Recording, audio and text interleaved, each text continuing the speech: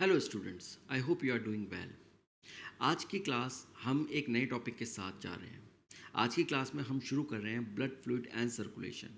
So basically आपका ये blood circulation system है ह्यूमन बॉडी का, जिसको हम इस पूरे चैप्टर में डिस्कस करेंगे। तो आज का जो लेसन है जो हम डिस्कस करने वाले हैं आज की क्लास में, वो है ब्लड के बारे में, ब्लड ग्रुप्स के बारे में, लिम्फ के बारे में और कोएगुलेशन मैकेनिज्म के बारे में, जो कि एक फंडामेंटल स्टडीज़ हैं, ये फंडामेंटल टॉपिक्स हैं इस पर्टिकुलर चैप्टर के। तो चलिए शुरू करते हैं हम आज का लेसन। हर एक ऑर्गेनिज्म को एक एफिशिएंट ट्रांसपोर्ट सिस्टम की ज़रूरत होती है।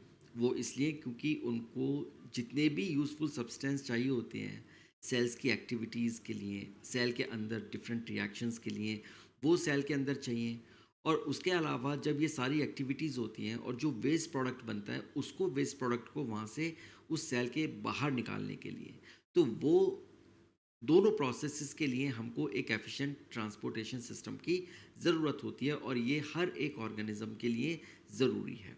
अब जो सिंपल ऑर्गेनिजम्स होते हैं जैसे कि स्पॉन्जेस हो गए या सीलेंट्रेट्स हो गए, हम इनकी बात करते हैं, तो उनमें कोई सर्कुलेटरी सिस्टम नहीं होता, कोई डेडिकेटेड सर्कुलेटरी सिस्टम नहीं होता, बल्कि जो वाटर होता है वो कॉन्टीन्यूसली उनकी बॉडी कैविटीज़ के अंदर से फ्लो होता रहता है।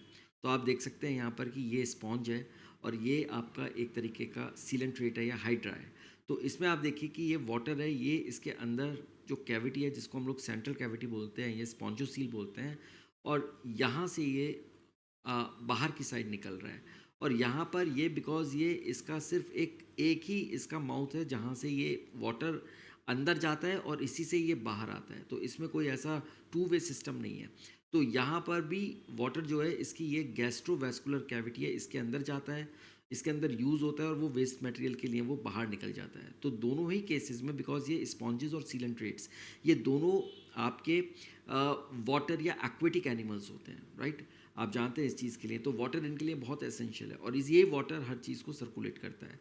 तो जो हम अगर हम ये बिल्कुल इन्वर्टिब्रेट्स और लोअर इन्वर्टिब्रेट्स की अगर हम बात कर रहे हैं यहाँ पर, तो यहाँ पर हम वाटर को देखते हैं किस तरीके से वो फ्लो कर रहा है। तो इनका कोई डेडिकेटेड सर्कुलेटरी सिस्टम नहीं है।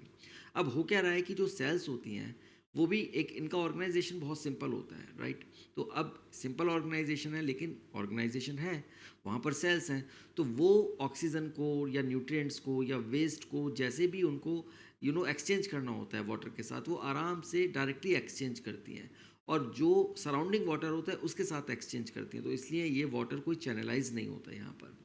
और ये जो एक्सचेंज होता है ये डिफ्यूजन से होता है, तो सिंपल डिफ्यूजन के थ्रू ये चीज़ होती है यहाँ, ऑलराइट। तो यहाँ पर वाटर फ्लो अगर आप देखेंगे या पर्टिकुलरली स्पॉन्जेस के केस में, यहाँ पर ऑस्टिया जो पोर्स होते हैं वहाँ से वाटर अंदर जा रहा है। अब ये पोर्स अलग अलग तरीके के कैनाल सिस्टम बनाते हैं। जब हम लोग ये स्पॉन्जेस को स्टडी करेंगे डिटेल में, तब हम इसकी स्टडी करेंगे। यहाँ पर हम लोग सिर्फ इसको ये देख रहे हैं कि किस तरीके से वाटर अंदर जा रहा है। तो वाटर इन छोटे छोटे ऑस्टिया से अंदर जा रहा है और ये सेल्स हैं, ये सेल्स, ये सारी की सारी सेल्स इस वाटर के साथ ही एक्सचेंज कर रही हैं। और यहाँ पर ये बीच में इसकी एक बहुत बड़ी सेंट्रल कैविटी होती है, यहाँ से ये इकट्ठा होता है और फिर ये बाहर निकल जाता है। तो ये जो है ये इसका पार्ट ऑस्क्यूलम है। और अगर हम इधर देखते हैं सीलेंट्रेट में, ये पर्टिकुलरली हाइड्रा है, तो वाटर जो आ रहा है वो माउथ से आ रहा है, उसके बाद वो वेस्ट ये गैस्ट्रोवास्कुलर कैविटी है इसके अंदर आ रहा है और यहाँ पर ये सारी सेल्स के साथ कनेक्ट हो रहा है और सारी सेल्स डिफ्यूजन के थ्रू यहाँ पर अपनी रिक्वायरमेंट को पूरी कर रही हैं। वेस्ट है उसको बाहर निकाल रही है, न्यूट्रिएंट्स है उसको अंदर ले रही हैं और वो वापस इसी कैविटी में आता है और यहाँ से ये निकल जाता है। तो ये आपका सर्कुलेशन सिस्टम है, बहुत ही सिंपल सर्कुलेटरी सिस्टम है। अब अगर हम कॉम्प्लेक्स एनिमल्स की बात करते हैं, राइट, तो कॉम्प्लेक्स एनिमल्स में केवल डिफ्यूजन सफिशिएंट नहीं होता, बिकॉज जो एनिमल्स होते हैं कॉम्प्लेक्स, उनकी बॉडी बड़ी होती है, साथ में उनकी बहुत कॉम्प्लेक्सिटी होती है बॉडी के अंदर। तो अगर हम सिर्फ एक डिफ्यूजन पर ही डिपेंडेंट रहें, वो पॉसिबल नहीं है। अब उनके लिए स्पेशल बॉडी फ्लूइड्स होते हैं और सर्कुलेटरी सिस्टम होता है जो कि इस तरीके के मटेरियल्स को, यानी न्यूट्रिएंट्स हो गए, गैसेस हो गई या वेस्ट मटेरियल हो गया, उसको ट्रांसपोर्ट एफिशिएंटली करने के लिए ये पूरी चीज़ें इवॉल्व्ड होती हैं। अब जो सर्कुलेटरी सिस्टम होता है वो होम्योस्टैसिस को भी मेंटेन करता है। अब होम्योस्टैसिस से क्या होता है कि जितना भी कॉन्टिन्यूस ट्रांसपोर्ट होता है बॉडी में, वो पूरा का पूरा इंश्योर करता है कि सारा ट्रांसपोर्ट बहुत ही एफिशिएंटली हो और सारा का सारा ट्रांसपोर्ट कॉन्टिन्यूस होता रहे, ताकि बॉडी को कॉन्टिन्यूसली न्यूट्रिएंट्स मिलते रहें, बॉडी को कॉन्टिन्यूसली गैसेस मिलते रहें और बॉडी को कॉन्टिन्यूसली ही उसका वेस्ट मटेरियल बाहर जाता रहे। तो अब दो तरीके के बॉडी फ्लूइड्स हम देखते हैं, एक तो है ब्लड, और जो ब्लड है वो प्राइमरी ट्रांसपोर्ट फ्लूइड होता है ह्यूमंस में और जितने भी वर्टिब्रेट्स होते हैं या हायर एनिमल्स हम उनको बोलते हैं। तो ब्लड हमारा ट्रांसपोर्ट फ्लूइड है प्राइमरी। ये basically oxygen, carbon dioxide, nutrients, hormones, waste products, immune cells, इन सबको ये कैरी करता है। और दूसरा होता है लिम्फ। अब जो लिम्फ होता है ये बेसिकली टिश्यू फ्लूइड का कंपोजिशन होता है, इसका कलरलेस होता है और ये ब्लड प्लाज्मा से ही ड्राइव होता है। तो बेसिकली अगर हम देखें तो लिम्फ जो बनता है वो ब्लड से ही बनता है, ब्लड के प्लाज्मा से ही बनता है, लेकिन वो थोड़ा सा उसका कंपोजिशन डिफरेंट हो जाता है।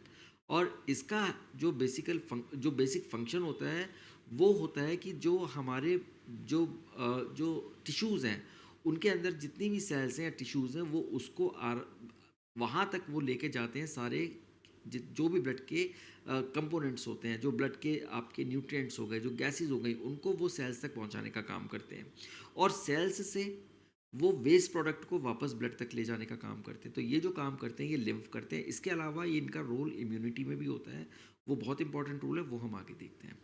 तो ये जितने भी फैट्स होते हैं उनको ये एब्जॉर्ब करते हैं इंटेस्टाइन से। एक ये बहुत इंपॉर्टेंट रोल है लिम्फ का, क्योंकि हमारे जो इंटेस्टाइन होती है उसके अंदर लिम्फेटिक सिस्टम बहुत ही ज़्यादा डेवलप होता है और जो भी फैट होता है उसको ये डायरेक्टली एब्जॉर्ब कर लेते हैं। तो वो हम लोग आगे चल के देखेंगे कि कैसे करते हैं।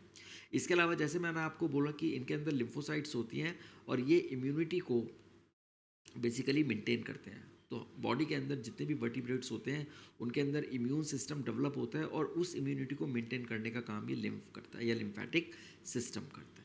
ओके, तो आपको अभी ये समराइज़ करना है कि जो ट्रांसपोर्ट सिस्टम होता है वो लोअर एनिमल्स के अंदर या हम इन्वर्टिब्रेट्स बोलते हैं उनके अंदर तो डेवलप नहीं होता इतना, लेकिन जैसे जैसे आपकी कॉम्प्लेक्सिटी बढ़ती है, बॉडी का साइज़ बढ़ता है, वैसे वैसे ही ट्रांसपोर्ट सिस्टम भी डेवलप होना शुरू होता है और वर्टिब्रेट्स में आते आते ये ट्रांसपोर्ट सिस्टम वेल डेवलप्ड हो जाता है। और यहाँ पर दो तरीके के बॉडी फ्लूइड्स होते हैं, एक होता है ब्लड और दूसरा होता है लिम्फ। अब हम बात करेंगे पर्टिकुलरली ब्लड के बारे में। सो ब्लड क्या है? ये एक स्पेशल कनेक्टिव टिश्यू है, याद रखिए।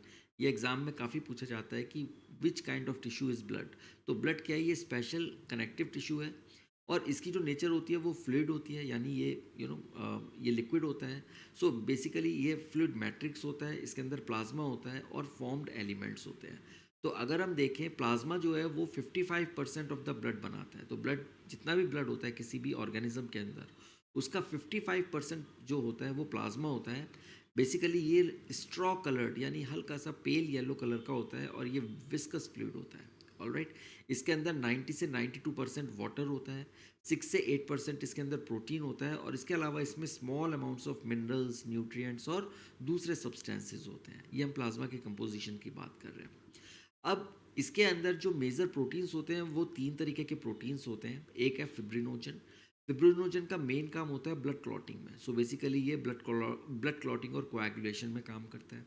कैसे करता है वो भी हम आज की क्लास में डिस्कस करेंगे। फिर होते हैं सेकंड कैटेगरी ग्लोबुलिन्स। सो ग्लोबुलिन्स बेसिकली ये डिफेंस मैकेनिज्म में काम करते हैं, तो हमारी इम्यूनिटी में काम करते हैं। तो एंटीबॉडीज़ जिनको हम लोग बायोलॉजिकली बोलते हैं इम्यूनोग्लोबुलेंस, राइट। तो ये इम्यूनोग्लोबुलेंस हैं, ये हमारी इम्यूनिटी में काम कर रहे हैं। और थर्ड आता है एल्ब्यूमिन्स। एल्ब्यूमिन्स क्या करते हैं? हमारे ब्लड का ऑस्मोटिक बैलेंस को मेंटेन करके रखते हैं। तो ये तीन मेजर प्रोटीन कंपोनेंट्स हैं। मेजर, ऐसा नहीं है कि और प्रोटीन्स नहीं होते, डेफिनेटली होते हैं, लेकिन ये ब्लड के मेजर प्रोटीन कंपोनेंट्स हैं। इसके अलावा प्लाज्मा के अंदर क्या होता है? प्लाज्मा के अंदर आपको मिनरल्स मिलेंगे, जैसे सोडियम हो गया, कैल्शियम हो गया, मैग्नीशियम हो गया, बाइकार्बोनेट हो गया, क्लोराइड हो गया। इस तरीके के मिनरल्स होते हैं। न्यूट्रिएंट्स होंगे, इसमें ग्लूकोज हो गया, अमाइनो एसिड्स हो गया, लिपिड्स हो गया, ये सारे न्यूट्रिएंट्स आपको मिलेंगे। और क्लॉटिंग फैक्टर्स होते हैं। तो ये क्लॉटिंग फैक्टर्स होते हैं जिसकी वजह से ये फिब्रिनोजन जो होता है वो क्लॉट कर पाता है। तो वो क्लॉटिंग फैक्टर्स अगर इसमें नहीं होंगे हमारे प्लाज्मा के अंदर तो फिर ब्लड क्लॉट नहीं होगा। तो अगर हम इस प्लाज्मा के अंदर से क्लॉटिंग फैक्टर को माइनस कर दें, हटा दें, तो जो हमें मिलेगा उसको हम लोग बोलते हैं सीरम। तो सीरम और प्लाज्मा में क्या डिफरेंस होता है कि प्लाज्मा के अंदर plasma is equal to serum plus clotting factors और serum is equal to plasma minus clotting factor. तो ये इनका डिफरेंस होता है। तो आप देख लीजिए कि किस तरीके से ये प्लाज्मा की कंपोजिशन होती है।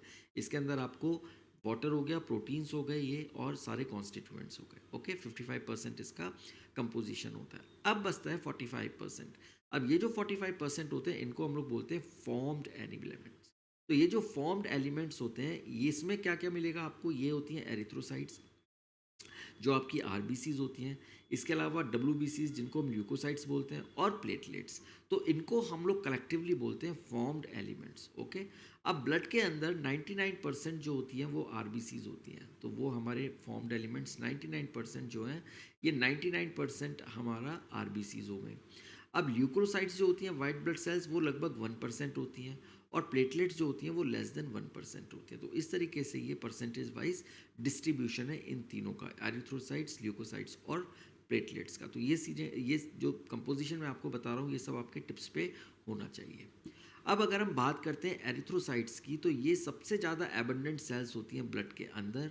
ये लगभग 5 से 5.5 मिलियन पर मिलीमीटर क्यूब, यानी अगर हम ब्लड के 1 मिलीमीटर क्यूब को लें और उसके अंदर हम देखें कि कितनी हमारी सेल्स हैं, तो वो लगभग हेल्दी एडल्ट्स के अंदर 5 से 5.5 मिलियन होनी चाहिए।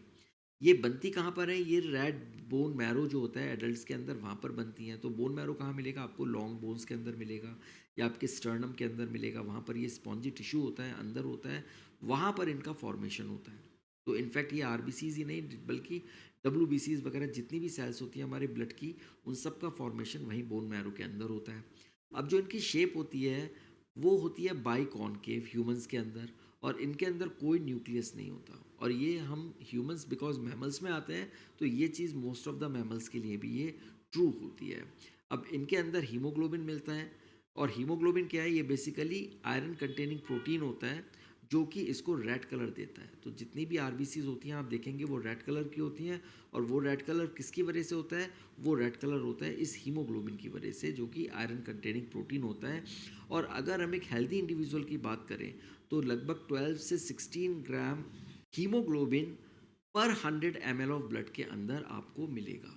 ऑलराइट, तो जो हम हीमोग्लोबिन का काउंट देखते हैं, अगर आपने ब्लड रिपोर्ट्स देखी होंगी, तो उसके अंदर हीमोग्लोबिन आता है 12, रीडिंग जो आती है 13, 14, 15, और किसी का 8, 9 भी होता है, तो हम बोलते हैं कि इसको एनीमिया हो गया। तो ये है 12 से 16 ग्राम एक हेल्दी इंडिविजुअल का होना चाहिए। अब जो फंक्शन होते हैं वो क्या होता है बेसिकली आरबीसीज का, वो जो हमारी रेस्पिरेटरी गैसेज होती हैं, ऑक्सीजन हो गया, कार्बन डाइऑक्साइड हो गई, उनको ये ट्रांसपोर्ट करते हैं। ओके, इनका लाइफ स्पैन लगभग 120 डेज़ का होता है, और ये जाते हैं सीधे स्प्लीन में। स्प्लीन के अंदर एक स्पेशल एरिया होता है, और उसको हम लोग बोलते हैं graveyard of RBCs. Alright, तो स्प्लीन को हम लोग बोलते हैं ग्रेव यार्ड ऑफ आरबीसीज, जहाँ पर जो आरबीसीज हैं वो अपना लाइफ स्पैन पूरा करती हैं, और उसके बाद वो वहाँ पर डिस्ट्रॉय कर दी जाती हैं।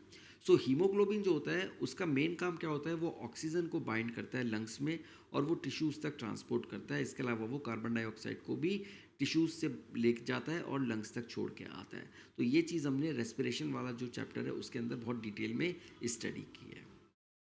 चलिए, अब हम सेकंड फॉर्म्ड एलिमेंट की बात करते हैं, वो है ल्यूकोसाइट्स, जिसको हम लोग डब्ल्यूबीसीज भी बोलते हैं। अब इनको डब्ल्यूबीसीज क्यों बोला जाता है, क्योंकि ये कलरलेस होते हैं, इनके अंदर हीमोग्लोबिन नहीं होता। अब आरबीसीज के अंदर हीमोग्लोबिन होता है, इसलिए वो रेड कलर की होती हैं, हम उनको रेड बोलते हैं। लेकिन डब्ल्यूबीसीज वाइट होती हैं, हम इनको वाइट बोलते हैं या कलरलेस बोलते हैं, बिकॉज इनके अंदर हीमोग्लोबिन नहीं होता।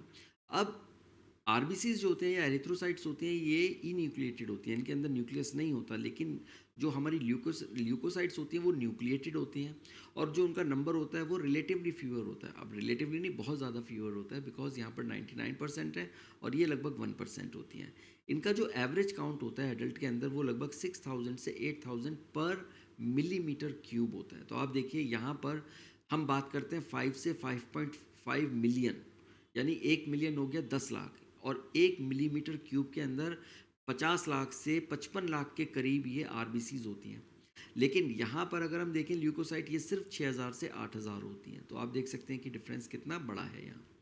अब जनरली ये शॉर्ट लिव्ड होती हैं। ओके, अगर हम देखें कि कौन कौन सी ल्यूकोसाइट्स होती हैं, तो अगर उनमें आती हैं दो तरीके की, एक होती हैं ग्रैन्युलोसाइट्स और दूसरी होती हैं ए ग्रैन्युलोसाइट्स।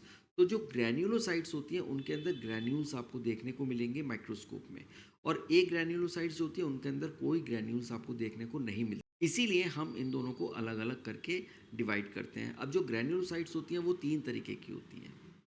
पहली होती है न्यूट्रोफिल। न्यूट्रोफिल्स होती हैं वो लगभग 60 से 65% होती हैं और ये सबसे ज़्यादा एबंडेंट यानी सबसे ज़्यादा पाई जाने वाली सेल्स हैं डब्ल्यूबीसीज के अंदर। ये मेनली फैगोसिटिक सेल्स होती हैं। तो इनका काम क्या होता है कि जो भी हमारे माइक्रोब्स वगैरह आ जाते हैं उनको ये इंटरनलाइज कर लेती हैं और जो फॉरेन ऑर्गेनिजम्स होते हैं उनको ये डिस्ट्रॉय करती हैं। तो ये हो गया ग्रैन्युलोसाइट्स। उसके अलावा फिर आती है इयोसिनोफिल्स। अब इयोसिनोफिल्स जो होती हैं ये लगभग 2 से 3% होती हैं ऑफ द टोटल डब्ल्यूबीसीज। ये इन्फेक्शन को रेजिस्ट करती हैं और साथ में ये एलर्जिक रिएक्शंस को रिस्पॉन्ड करती हैं, राइट। तो बहुत सारे केसेस में इयोसिनोफिल बड़े हुए होते हैं तो हम उसको बोलते हैं इयोसिनोफीलिया। तो यहाँ पर ये क्या होता है कि ये हमें पता लग जाता है कि बॉडी के अंदर पर्टिकुलर इन्फेक्शन है। फिर आती है बेसोफिल्स। बेसोफिल्स 0.5 से 1% होती हैं। अब ये नंबर में सबसे कम है अगर आप देखें ग्रैन्युलोसाइट्स के अंदर, लेकिन बहुत इंपॉर्टेंट होती है, बहुत पोटेंट होती हैं। इनके अंदर हिस्टामाइन, सेरोटोनिन, हेपारिन इस तरीके के सब्सटेंसेस होते हैं।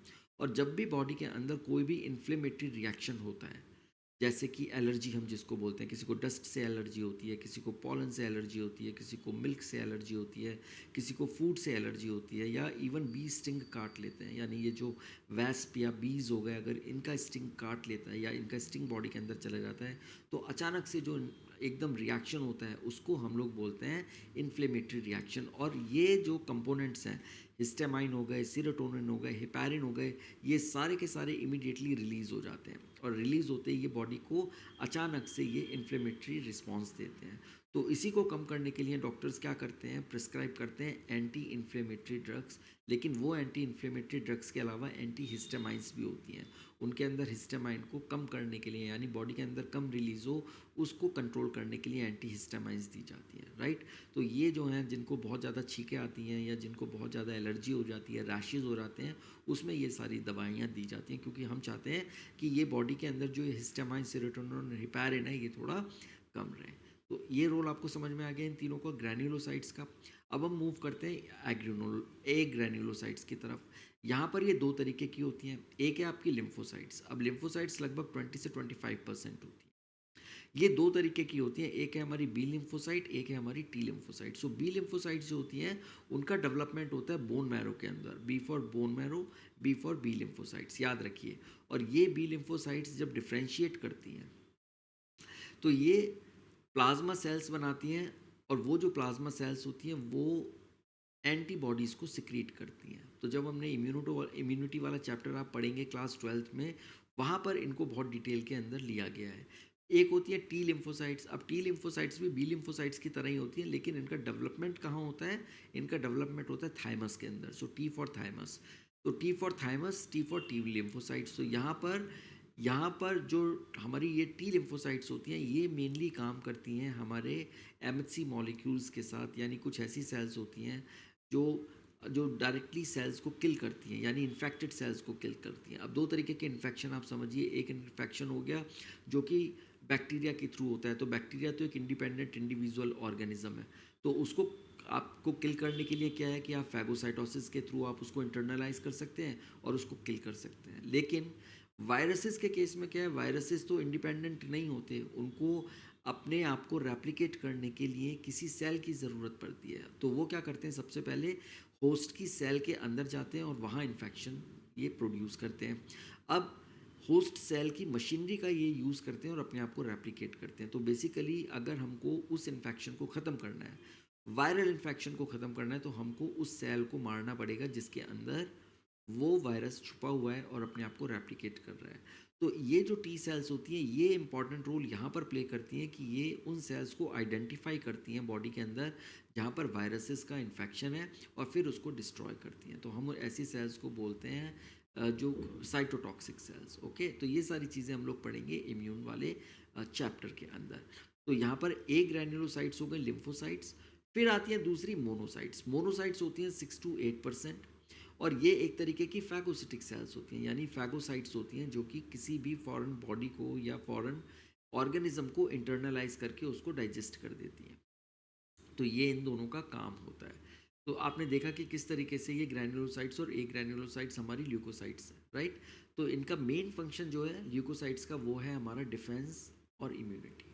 अब आते हैं प्लेटलेट्स की तरफ, जो हमारा थर्ड फॉर्म्ड एलिमेंट है। इनको हम लोग थ्रोम्बोसाइट्स भी बोलते हैं।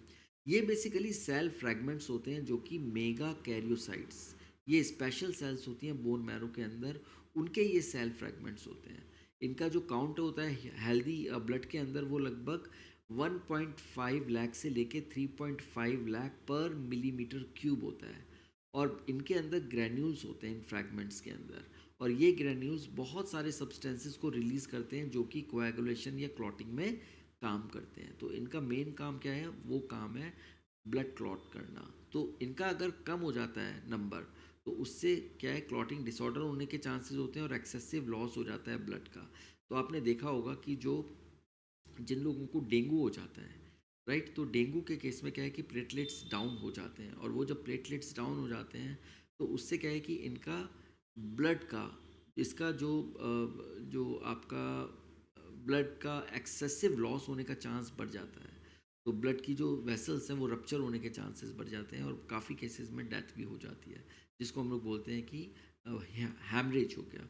सो haemorrhage is one of the reasons जिसकी वजह से डेंगू बहुत ही खतरनाक माना जाता है। तो ये होता है इन प्लेटलेट्स की वजह से। तो आप समझ सकते हैं कि प्लेटलेट्स का कितना इंपॉर्टेंट रोल है।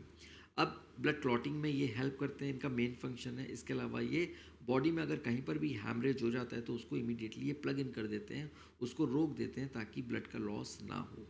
तो ये इंपॉर्टेंट इनकी एक्टिविटी है। अब हम बात करते हैं ब्लड ग्रुपिंग के बारे में। ओके, तो बहुत सारे ब्लड ग्रुप सिस्टम्स हैं, लेकिन दो blood group systems worldwide use होते हैं। पहला है ABO grouping. So ABO grouping basically presence और absence of A and B antigens के बेसिस पर होती है। तो आप जानते हैं कि जो आरबीसीज होती हैं हमारी, उन आरबीसीज के ऊपर या तो ए एंटीजन होता है यानी प्रोटीन होता है, या बी एंटीजन होता है, या फिर दोनों हो सकते हैं या फिर दोनों नहीं हो सकते हैं। तो इस ये जो कॉम्बिनेशन बनता है, इससे हमारी A B O blood grouping बनती है। तो यहाँ पर आरबीसीज के ऊपर जो एंटीजन है उसके बेसिस पर हमने इसको डिफाइन किया है। अब जो डिफरेंट इंडिविजुअल्स होते हैं उनका जो प्लाज्मा होता है उसमें कुछ नेचुरल एंटीबॉडीज़ होती हैं उन एंटीजन्स के अगेंस्ट जो कि एब्सेंट होते हैं। फॉर एग्जांपल, अगर एंटीजन के ऊपर बी एंटीजन है यहाँ पर, तो इसमें जो एंटीबॉडीज़ बनेंगी वो आपकी ए के अगेंस्ट बनेंगी। अगर यहाँ पर ए है तो वो बी के अगेंस्ट बनेंगी। तो इस तरीके से आप समझ सकते हैं। सो एबीओ ब्लड ग्रुपिंग में हमारे 4 ग्रुप्स होते हैं। एक है ए, दूसरा है बी, तीसरा है ए बी और चौथा है ओ। ओ को हम बोलते हैं यूनिवर्सल डोनर, ओके, और ए बी को हम लोग बोलते हैं यूनिवर्सल रेसिपिएंट। यानी ओ, क्योंकि इसके अंदर कोई एंटीजन नहीं है, ना ए है ना बी है, एब्सेंट है, तो हम इसको किसी को भी दे सकते हैं। इसके अगेंस्ट कोई एंटीबॉडी बनेगी नहीं। आप इसको ए को भी दे दोगे सेफली, आप इसको बी को भी दे सकते हो, आप इसको ए बी वाले को भी दे सकते हो, और ओब्वियसली ओ तो ये है ही नेचुरली, तो वो उसको दे ही सकते हो। जो ए बी होता है वो यूनिवर्सल रेसिपिएंट होता है। क्यों होता है? क्योंकि इसके अंदर ए और बी दोनों एंटीजन होते हैं। अब अगर इसके अंदर ए एंटीजन है और बी एंटीजन है तो इनके अंदर एंटीबॉडीज़ नहीं होंगी, राइट? तो उससे क्या होगा, ये ए का भी ब्लड ले सकता है, ये बी का भी ब्लड ले सकता है, और ये ए बी का भी ब्लड ले सकता है, और ये ओ का भी ब्लड ले सकता है। इसीलिए हम इसको बोलते हैं यूनिवर्सल रेसिपिएंट। तो याद रखिए, ओ जो होता है वो यूनिवर्सल डोनर होता है, और ए बी जो होता है वो यूनिवर्सल रेसिपिएंट होता है। तो जब ब्लड ट्रांसफ्यूजन करते हैं, किसी पेशेंट को ज़रूरत पड़ती है ब्लड ट्रांसफ्यूजन की, तो वहाँ पर हमको डोनर और रेसिपिएंट दोनों का ब्लड ग्रुप मैच करना पड़ता है। अगर हम मैच नहीं करेंगे तो वो ब्लड रिजेक्ट हो जाएगा बॉडी के अंदर, और बजाय उसको फ़ायदा होने के और ज़्यादा नुकसान हो जाएगा, और इसमें एकदम से जो रिएक्शन आएगी बॉडी की वो बहुत इन्फ्लेमेटरी रिएक्शंस और साथ में इम्यूनोलॉजिकल रिएक्शंस जनरेट हो जाएंगी, राइट? तो वो रिजेक्शन को रोकने के लिए हम लोग मैच करते हैं। अब यहाँ पर अगर हम थोड़ा सा कंपेटिबिलिटी देखें तो ये ब्लड ग्रुप है ए। इसमें जो आरबीसीज हैं उनके ऊपर जो एंटीजन लगा होगा, जिसका भी ब्लड ग्रुप ए होगा उनकी आरबीसीज पर ए एंटीजन होगा, राइट?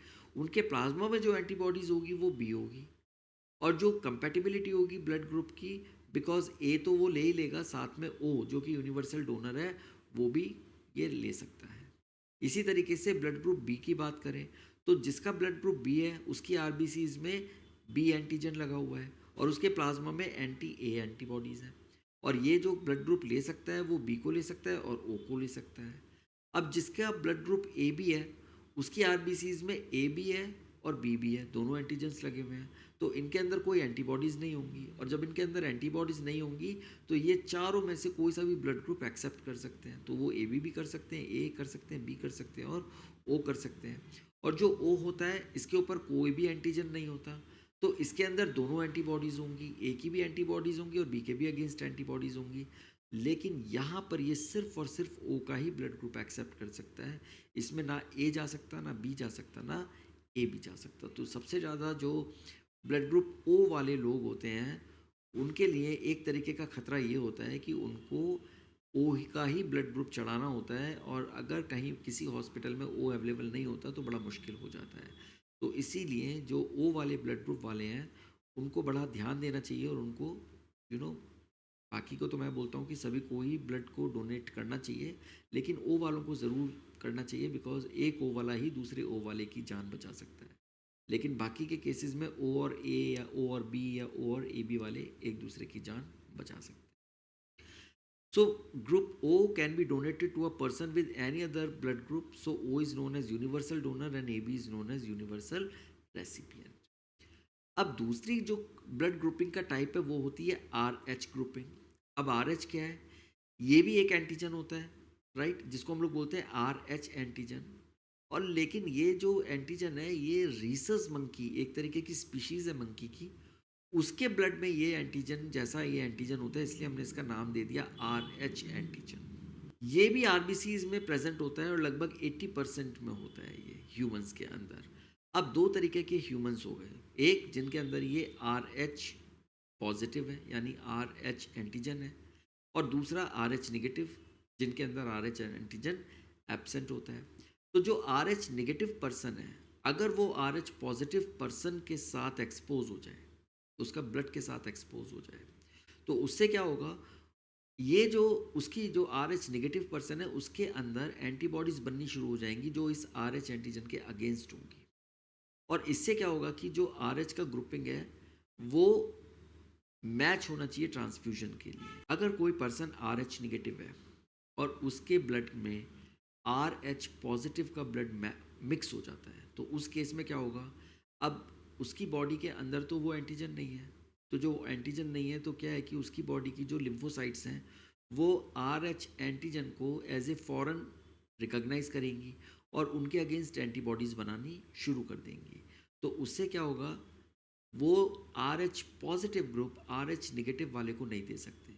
इसीलिए जब हम A B O blood grouping को चेक करते हैं उसके साथ साथ हम आर एच एंटीजन को भी चेक करते हैं कि क्या वो particular individual are H positive है या निगेटिव है। इसीलिए आपने देखा होगा जो ब्लड ग्रुप्स होते हैं वो होते हैं A positive, A negative, B positive, B negative, O positive, O negative, A B positive, A B negative. अब ये जो पॉजिटिव और नेगेटिव है ये आर एच को रिप्रेजेंट कर रहे हैं। अगर हम बोलते हैं ए नेगेटिव, इसका मतलब उसमें आर एच नहीं है, एंटीजन नहीं है। अगर हम बोलते हैं ए पॉजिटिव तो इसका मतलब है उसमें ए एंटीजन है और साथ में उसमें आर एच एंटीजन भी है। ओके, तो इस तरीके से ये पॉजिटिव और नेगेटिव को हम लोग डिफाइन करते हैं। अब based on the presence of R H and absence of R H, हम यहाँ पर आर एच मिसमैच का एक केस देखते हैं, पर्टिकुलरली प्रेगनेंसी के केस में, जहाँ पर एक तरीके की कंडीशन बन जाती है जिसको हम लोग बोलते हैं एरिथ्रोब्लास्टोसिस फिटालिस। अब ये जो एरिथ्रोब्लास्टोसिस फिटालिस है ये बड़ी खतरनाक कंडीशन बन जाती है प्रेगनेंसी में, पर्टिकुलरली जब जब मदर तो है आर एच निगेटिव और फादर की वजह से बेबी हो गया है आर एच पॉजिटिव। तो यहाँ पर अगर इस तरीके की कंडीशन बनी तो उसमें मदर को सबसे पहले एंटी आर एच एंटीबॉडी के इंजेक्शंस लगाए जाते हैं पहली डिलीवरी के बाद। अब आप समझिए ध्यान से कि ये होता कैसे है। सबसे पहले पहली प्रेगनेंसी जब होती है तो किसी तरीके की कोई प्रॉब्लम नहीं होती, क्योंकि मदर के अंदर क्या है, वो आर एच निगेटिव ब्लड है और जो फीटस के अंदर है वो आर एच पॉजिटिव ब्लड है। तो दोनों का ब्लड अभी बन रहा है, उसका मदर का तो है ही अंदर, लेकिन फीटस का ब्लड बन रहा है। तो वो जब बनता है ब्लड और जिस वक्त प्रेगनेंसी होती है या जिस वक्त वो डिलीवरी होती है, डिलीवरी के वक्त क्या होता है कि थोड़ा सा ब्लड फीटस का वो मिक्स हो सकता है मदर के ब्लड के साथ, मदर के सर्कुलेशन में जा सकते हैं।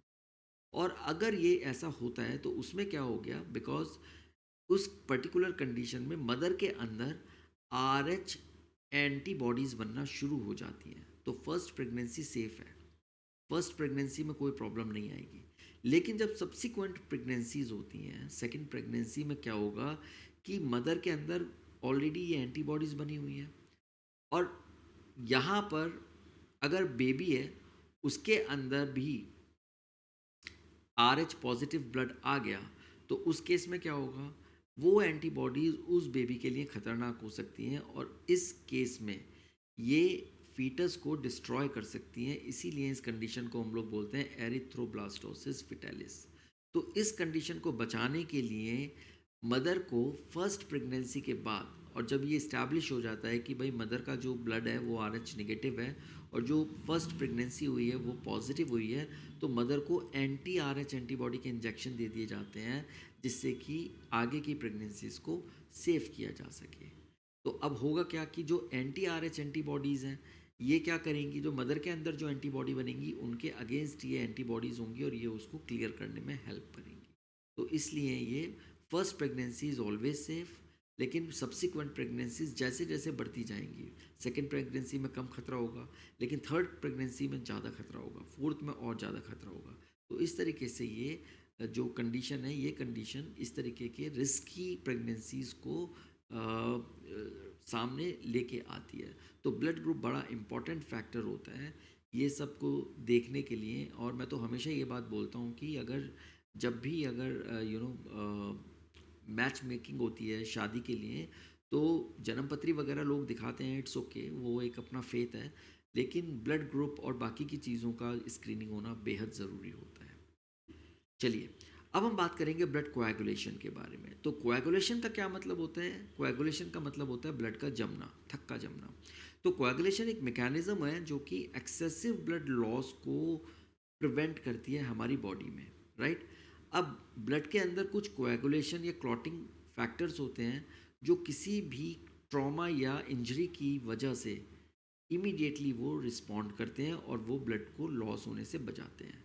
अब आपने देखा होगा कि कई कई पर अगर ब्लड लॉस कॉन्टीन्यूसली हो रहा है तो ब्लड लॉस की वजह से भी डेथ हो जाती है, राइट? तो उस चीज़ को बचाने के लिए हमारी बॉडी में ये मैकेनिज्म पहले से ही मौजूद होते हैं। तो जो क्लॉट या कोएगुलम हम जिसको बोलते हैं, ये एक तरीके का डार्क रेडिश ब्राउन स्कम होता है जो कि किसी कट की साइट पर थोड़े से पीरियड में बनता है, जिसको हम लोग बोलते हैं कि खुरंट बन गया या खून का थक्का जम गया। वो चीज़ को हम लोग बोलते हैं क्लॉट या कोएगुलम। अब आप देखिए यहाँ एक कट था, लेकिन इस कट में क्या है कि ये एक तरीके का ये प्लग बन गया, तो इसको हम लोग बोलते हैं क्लॉट या कोएगुलम। सो ये बेसिकली जो फिब्रिन्स होते हैं हमारे, वो थ्रेड जैसा नेटवर्क होता है। उसका जो नेटवर्क होता है फिब्रिन्स का, वो क्या करते हैं, जो डेड और डैमेज्ड एलिमेंट्स होते हैं ब्लड के, उनको आपस में ये यहीं ट्रैप कर लेते हैं और उससे ये बना देते हैं ब्लड क्लॉट। ओके, अब हम समझते हैं कि किस तरीके से ब्लड क्लॉटिंग होती है। कहीं पर इंजरी या ट्रॉमा हुआ तो उससे क्या होता है कि जो हमारे प्लेटलेट्स हैं वो स्टिमुलेट हो जाते हैं, और वो क्या करते हैं, वो कुछ फैक्टर्स को रिलीज़ कर देते हैं। अब यहाँ पर ये जो एक्टिवेटेड प्लेटलेट्स हैं, जब वो कुछ ऐसे फैक्टर्स को रिलीज़ कर देंगे at the site of tissue injury, वहाँ पर क्या होगा, ये जो क्लॉटिंग फैक्टर्स हैं उसका एक कैस्केड प्रोसेस शुरू हो जाएगी। कैस्केड का मतलब होता है कि एक के बाद बी, बी के बाद सी, सी के बाद डी, डी के बाद ई, इस तरीके से एक चेन रिएक्शन शुरू हो जाएगी। तो यह एक सीरीज होती है ये एंजाइमेटिक रिएक्शंस की, राइट? और ये लिंक्ड होते हैं, यानी पहला वाला जब तक रिएक्शन नहीं होगा तो दूसरा शुरू नहीं होगा, दूसरा नहीं होगा तो तीसरा शुरू नहीं होगा। तो इस तरीके की सीरीज होती है ये लिंक्ड एंजाइमेटिक रिएक्शंस की, जिसमें बहुत सारे फैक्टर्स इन्वॉल्व होते हैं, और ये फैक्टर्स प्लाज्मा में इनएक्टिव स्टेट में होते हैं। तो बेसिकली एक एक्टिव हो गया वो दूसरे इनएक्टिव को एक्टिव कर देगा, दूसरा हो गया वो तीसरे को कर देगा, इस तरीके से ये चलता है।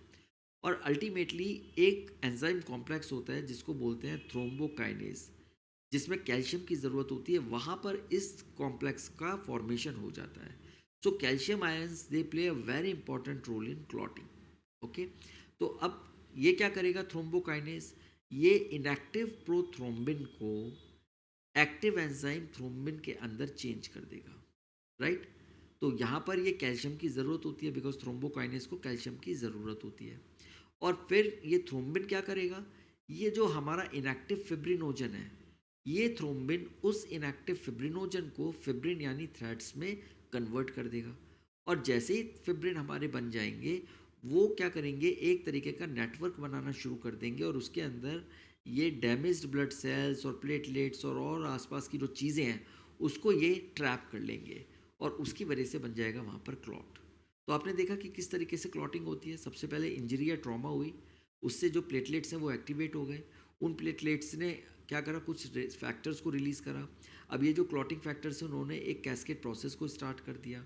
उस क्लॉटेड ये कैस्केड प्रोसेस के स्टार्ट होने से क्या हुआ, एक फॉर्मेशन हुआ थ्रोम्बोकाइनेस एंजाइम कॉम्प्लेक्स का। इसको कैल्शियम चाहिए था। इस थ्रोम्बोकाइनेज ने क्या किया, प्रोथ्रोम्बिन को थ्रोम्बिन में चेंज कर दिया। थ्रोम्बिन ने क्या किया, फिब्रिनोजन को फिब्रिन में चेंज कर दिया और फिब्रिन ने एक नेटवर्क बना के एक क्लॉट बना दिया। तो ये ब्लड कोएगुलेशन का पाथवे होता है।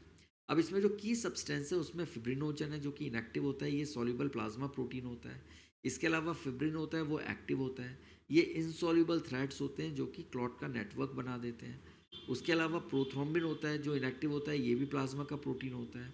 और जो थ्रोम्बिन होता है वो एक्टिव एंजाइम्स होता है, ये बेसिकली प्रोथ्रोम्बिन को बनाते हैं और उसको फिब्रिनोजन से फिब्रिन को कन्वर्ट करने में हेल्प करते हैं।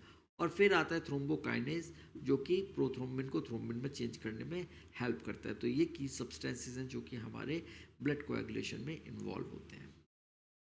अब हम बात करते हैं सेकंड वाले फ्लूइड की, वो है लिम्फ। तो अब लिम्फ कैसे बनता है ब्लड के अंदर, आप देखिए जो हमारे जो एलिमेंट्स हैं ये कैपिलरीज के अंदर जाएंगे। तो अभी हम यहाँ पर बड़ी बड़ी वेसल्स की बात नहीं कर रहे हैं, हम यहाँ पर आर्टरीज की बात नहीं कर रहे, वेन्स की बात नहीं कर रहे, आर्टीरियोल्स की बात नहीं कर रहे, वेन्यूल्स की बात नहीं कर रहे। हम यहाँ पर उससे भी सबसे पतली जो हमारी कैपिलरीज होती हैं हम उनकी बात कर रहे हैं। तो ब्लड यहाँ पर कैपिलरी के अंदर है और जब वो कैपिलरी के अंदर जाता है तो उसका प्रेशर जो होता है, हाइड्रोस्टैटिक प्रेशर, वो बहुत ज़्यादा हो जाता है। अब उससे क्या होता है, ये कैपिलरीज जो हैं इनमें से निकल के थोड़ा सा पानी, थोड़ा सा वाटर सॉल्युबल सब्सटेंसेस ये टिश्यू स्पेस के अंदर मूव हो जाते हैं। ऑलराइट, और ये बनाते हैं टिश्यू फ्लूइड जिसको हम लोग बोलते हैं इंटरस्टिशियल फ्लूइड। और ये इंटरस्टिशियल फ्लूइड जो होता है ये बेसिकली जो हमारी सेल्स होती हैं और टिश्यूज़ होते हैं उनके चारों तरफ रहता है, उनके अंदर रहता है। हर एक सेल को चारों तरफ ये टिश्यू फ्लूइड होता है। अब उसमें क्या होता है, अब ये टिश्यू फ्लूइड अपने साथ अकेले नहीं आया है, ये न्यूट्रिएंट्स को भी लेके आया है, ये गैसेस को, डिजॉल्व्ड गैसेस हैं उनको, ऑक्सीजन को लेके आया है, राइट। और यहाँ पर क्या है, ये सेल्स को प्रोवाइड कर रहा है। तो ब्लड ने डायरेक्टली तो नहीं दिया सेल्स को, ब्लड ने टिश्यू फ्लूइड के थ्रू एक्सचेंज कराया ऑक्सीजन को और न्यूट्रिएंट्स को, और ये कैरी करके ले गया हमारे ये टिश्यू फ्लूइड्स। अब जब सेल्स के साथ ये पहुँचे और सेल के कांटेक्ट में ये आए तो इन्होंने क्या करा, वो ट्रांसपोर्ट कर दी चीज़, और सेल्स ने भी इन्हें बदले में अपना वेस्ट प्रोडक्ट दे दिया। अब ये वेस्ट प्रोडक्ट इनके पास है। अब क्या होगा, जब वीनस एंड आएगा यानी वेन्स के में ये रीअब्जॉर्ब हो जाएंगे। So most of the fluid is reabsorbed into the capillary, और उसके बाद ये अपने साथ साथ वेस्ट मटेरियल को भी अंदर ले गया और कार्बन डाइऑक्साइड को भी अंदर ले गया। और जो एक्सेस फ्लूइड जो होता है वो लिम्फेटिक कैपिलरीज में चला जाता है। तो लिम्फेटिक सिस्टम एक अलग सिस्टम है, ब्लड वेस्कुलर सिस्टम एक अलग सिस्टम है। तो लिम्फेटिक कैपिलरीज के अंदर ये एक्स्ट्रा जो फ्लूइड होता है वो वहाँ पर चला जाता है और वो रीअब्जॉर्ब हो जाता है लिम्फेटिक कैपिलरीज में, और फिर वो लिम्फेटिक कैपिलरीज इसको ड्रेन कर देती हैं ब्लड के अंदर। तो इस तरीके से ये फ्लूइड या हमारा लिम्फ का सर्कुलेशन होता रहता है।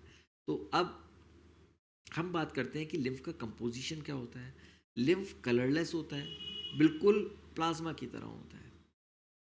लिम्फ कलरलेस होता है, प्लाज्मा की तरह होता है, और उसमें कुछ प्रोटीन्स होते हैं as compared to blood. Mostly इसके अंदर वाटर होता है, मिनरल्स होते हैं जैसे कि सोडियम, कैल्शियम, क्लोराइड, बाइकार्बोनेट हो गया। जैसे प्लाज्मा में होता है वैसे इसमें होता है। इसके अलावा स्मॉल अमाउंट्स ऑफ ग्लूकोज होते हैं, अमाइनो एसिड्स होते हैं, लिपिड्स होते हैं, हार्मोन्स होते हैं। और सबसे बड़ी बात क्या है कि इसके अंदर सबसे बड़ा कंपोजिशन होता है लिम्फोसाइट्स का। तो लिम्फोसाइट्स यहाँ की मेजर सेल्स हैं, they are the king, right. जैसे आरबीसी किंग है ब्लड के, तो ये है यहाँ के किंग। ओके, तो लिम्फ का किंग कौन, लिम्फोसाइट्स। ब्लड का किंग कौन, आरबीसी, याद रखिएगा। तो ये लिम्फोसाइट सेल्स होती हैं। अब हमारी बॉडी के अंदर एक अच्छा वेल डेवलप्ड लिम्फेटिक सिस्टम होता है। लिम्फेटिक सिस्टम बिल्कुल जैसे हमारा ब्लड वेस्कुलर सिस्टम होता है जो आर्टरीज और वेन्स का मिलके बनता है, इसी तरीके का लिम्फेटिक वेसल्स होती हैं अलग तरीके की, उनके नेटवर्क ये लिम्फेटिक सिस्टम बनाता है। और इसका मेन काम क्या करता है, ये टिश्यू फ्लूइड को यानी लिम्फ को इकट्ठा करता है और उसको वापस जो मेजर वेन्स होती हैं हार्ट के पास वहाँ पर ये ड्रेन कर देता है। तो आपने देखा होगा, अगर आपने अपने बच्चों को अक्सर टॉन्सिल्स हो जाते हैं, तो या फिर उनको